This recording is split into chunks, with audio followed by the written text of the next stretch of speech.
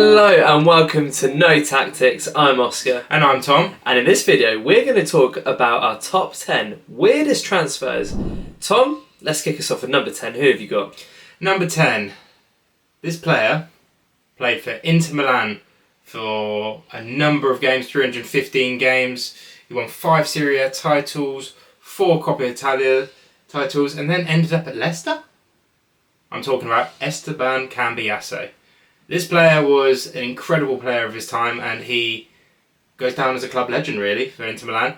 Not for Leicester. Not for Leicester. But for Leicester, I think he probably would, because if you think about it, he stayed in the Leicester team between the 2014-2015 season. So kept them up. Kept them up, absolutely, yeah. He worked hard in that Leicester team in the Premier League to keep them in the league, and then afterwards he laid the tracks for a little unknown player, N'Golo Kante. Oh, thank you. What a story.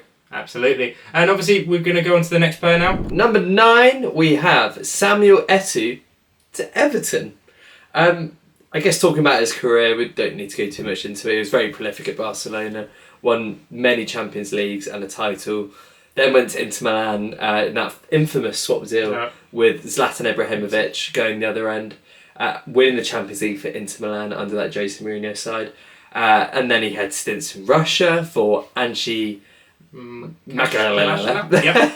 Anzhi Makachkala.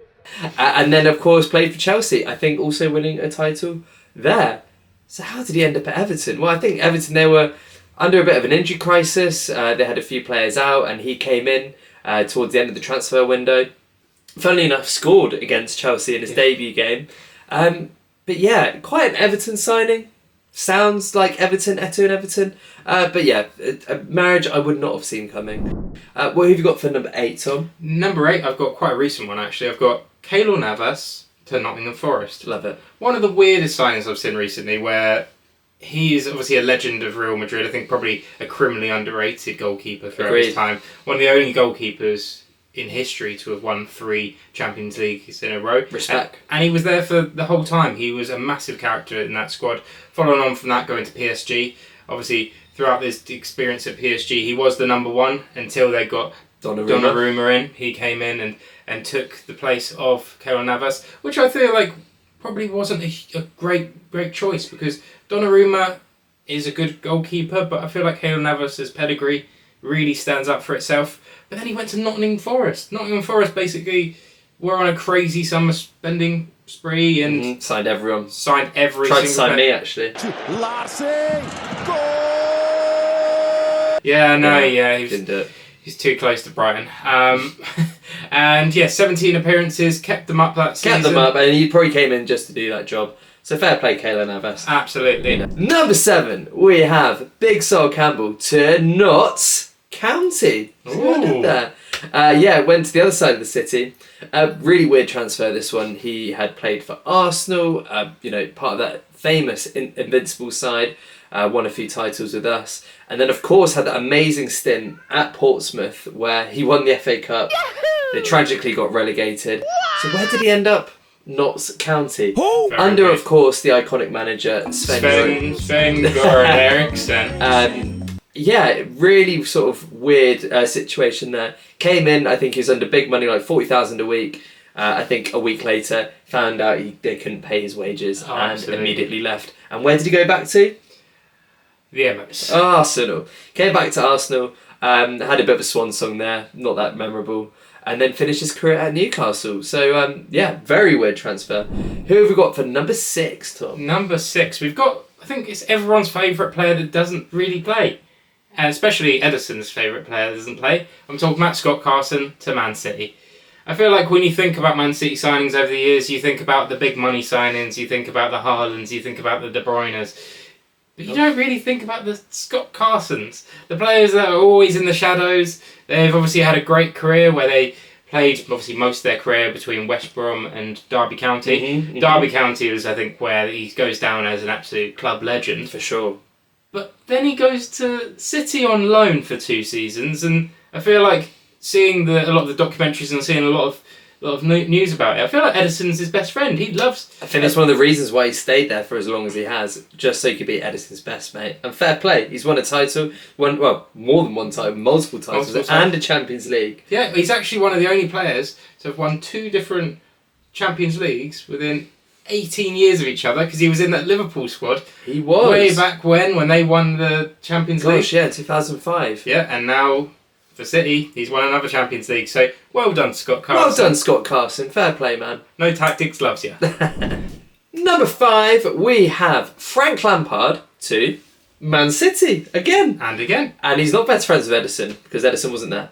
However, he had left Chelsea, obviously leaving as a club legend, arguably their greatest player of all time, to actually join New York City, who are, of course, under the same ownership as Man City. But what happened was that actually he wasn't due or set to play for New York City until January when their season started. So instead of just sitting on the sofa waiting to play, he goes and joins Man City on loan. Okay. Which was a bizarre signing because everyone saw Frank Lampard as a one-club man, and he actually said himself he would never play for any other Premier League team. That's a lie. Come on, man. So actually, when you see his press conference and when you see that when he joins City, even he looks surprised to be there. And who does he come on and score against in one of his first few games? It's, of course, Chelsea. And Crazy. I just remember that moment vividly because it just felt wrong. It felt weird. Even when he scored, his celebration was kind of muted. Chelsea fans didn't know whether to clap or boo. It was a bizarre situation and all round a really weird transfer. Number 4, Tom. Who do we have? Number 4, we have Jesse Lingard. Jay Lings. Going to FC Seoul. Obviously. Yeah, very weird move. Obviously, he spent most of his career at Man United, moved on to Nottingham Forest, but with obviously notable loans to West Ham as well. Where, it was great in that lockdown season, wasn't it? Without a doubt. I think he probably should have gone to West Ham, but I think, same as Keylor Navas earlier, I think the money came talking and he came walking. He walked straight over to Nottingham Forest, and he didn't have a very good career there. 17 games, 0 goals. And just got the bag and left. That's the thing. And he left not to go to Saudi Arabia, not to go to the MLS, to go to Korea. Very weird. And obviously there's been a few notable moments within Jay Ling's career at FC Seoul. I think a lot of people have seen the talks where the FC Seoul manager, or the boss of FC Seoul, said that he isn't a football player, he doesn't fight and he doesn't run for the ball. It's a very weird one. Obviously, you make of that what you will. Hopefully he does start coming good, but very weird transfer. So, what about number 3 then? Number 3, we have, of course, a player who's played for Barcelona, played for AC Milan, Inter Milan, Ajax. So where does he finish his career? Barnet. I'm talking about Edgar Davids. Didn't see that one coming. Big man. Edgar Davids, I don't really need to say much more. He was an iconic footballer with the dreads and orange goggles. I think even Pele put him down as his top 100 players of all time, as he's still listing the goals that he scored at Relatives Barbecue to get that goal tally up. Edgar Davids, what can I say? Well, he came in as a player manager for Barnet as they were suffering in the relegation zone. So what did he do? He took the number 1 shirt. He then refused to play any away games. He then also got sent off 3 out of his first 8 fixtures and they got relegated that season. Despite them getting relegated, he still stayed to fight for the club, and I think if you were talking about the football multiverse, this one is up there for me in terms of the most random. So Edgar Davids, thank you. Number 2, who have we got, Tom? I think this one's going to be quite hard to beat. It's actually Joey Barton going to Marseille. Oh la la. That was the accent he put on in the interview. Joey Barton spent a few years at QPR, obviously ending in a big red card offence where he tried to headbutt a player, he kicked Aguero. Ended up Man City winning the league, which we don't feel good about. So he's solely responsible for Man City winning the league because he got sent off. Yeah, disappointed. So selfish, Joey. So disappointed in you. However, yeah, and then he went to Marseille. The Marseille experience isn't the reason why we've put him in here. Obviously, many players go to different teams when they're, different countries when they're retiring or sort of getting to the end of their career. But Joey Barton's interview... The one criticism of the French league is it's a little bit boring. And maybe he's just trying to get out of the country as well, because I think Joey Barton would not be safe walking the streets of this country. Number 1 is, of course, King Eric Choupo-Moting. From Stoke Ridiculous. to PSG, but then also to Bayern Munich afterwards. I don't think even he saw this coming. I mean, he came into Stoke, they got relegated, he didn't get many goals, it wasn't that much of a memorable transfer, but who came calling? Bloody PSG. Bonjour, you cheese-eating surrender monkeys! Came into PSG, being the understudy to Mbappe, and in fairness, got a couple goals, but he will also be remembered for probably the most worst miss of all time.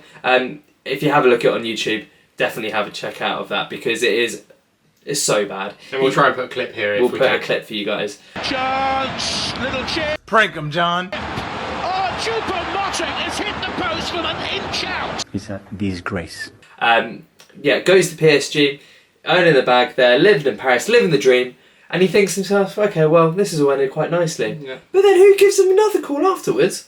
It's Bayern Munich. And he goes to Bayern Munich, but he's the understudy for Lewandowski, is now the understudy as well for Harry Kane. This man, I don't think when he was sat there in Stoke on a cold, rainy Tuesday night, that he would be fulfilling his career in Paris, in Munich, playing for two of the biggest teams that Europe has ever seen. Fair play, Eric, but also fair play to your agent. Give us a call, Eric Choupo-Moting's agent. Let's have a chat.